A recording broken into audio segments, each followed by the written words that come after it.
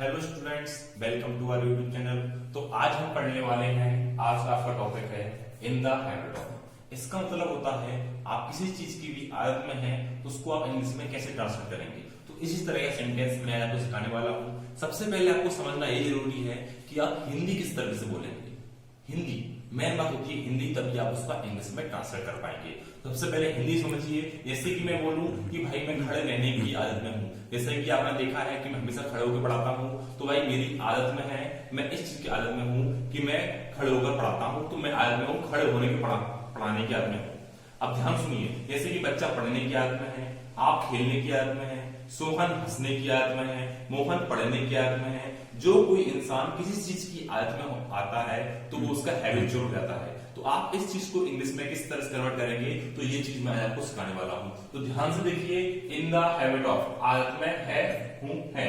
ध्यान रखिए, इसमें तीन चीज यूज होती हैं, इज, एम, आर। यहां देखिए, इज, एम, आर। इज होता है यूज सिंगुलर में, आर होता है प्लूरल में, और एम होता है आई के साथ में। तो ध्यान रखिए, एच होगा सिंगुलर, आर प्लूरल और एम होगा आई के साथ में। इसको आप एक तरीके से और समझ सकते हैं। वो तरीका ये है कि जब भी आप कभी हिंदी में बोले है तो आप लगाएंगे एच, आप बोले हूं तो आप लगाएंगे एम, और आप बोले है तो आप लगाएंगे आर। ध्यान रखिए, जब भी आप बोले है तो आप लगाएंगे इज, हूं तो क्या लगाएंगे एम, अगर बोले है तो लगाएंगे आर। जैसे कि मैंने बोला कि राम खाने की आदत में है, तो Ram is in the habit of eating. मैंने बोला सीता पढ़ने की आदत में है, तो Sita is in the habit of reading. मैंने बोला मैं खाने की आदत में हूं आया, तो आप समझ जाइए, सबसे पहले तो आएगा मैं के लिए क्या बोलते हैं इंग्लिश में, आई। बिल्कुल सही सुना आपने, आई के बाद आएगा एम, आई एम।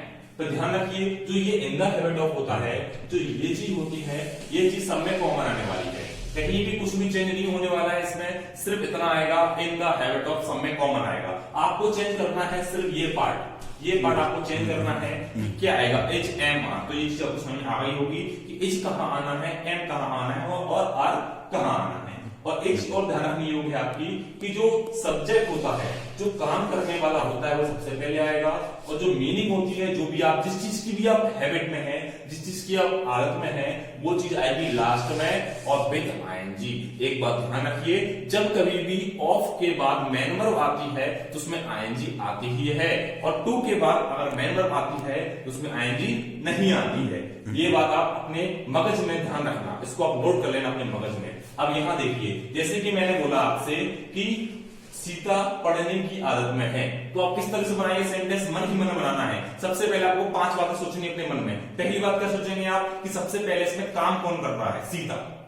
दूसरी बात, इसमें हेल्पिंग वर्ब क्या लगेगी, इज, एम, आर में से, तो आप समझ जाएंगे सीता पढ़ने की आदत में है, तो है से आप तुरंत जाएंगे एज पर। आपका माइंड तुरंत क्लिक करना चाहिए कि है से क्या आएगा, एज आएगा। तो सीता एज, आपको मैंने बता दिया है कि इन द हैबिट ऑफ सब में सेम आएगा, तो कोई चिंता वाली बात नहीं है, कुछ सोचना नहीं है, सीधा इन द हैबिट ऑफ छोड़ दिया इन द हैबिट ऑफ। इसके बाद देखिए कि आप किस आदत में है, जो सब्जेक्ट है वो किस आदत में है, उसकी मीनिंग रखिए और उसमें आईएनजी लगा दिए। बस बेटा हो गया कंप्लीट सेंटेंस। ये वाला सेंटेंस आपने कंप्लीट कर लिया है। जैसे कि मैंने बोला आपसे कि मैं सोने की आदत में हूं, तो सबसे पहले इसमें आप क्या सोचेंगे, 5 बातें। पहली बात क्या कि कौन आदत में है, भाई मैं हूं आदत में, तो मैं को बोलेंगे आई।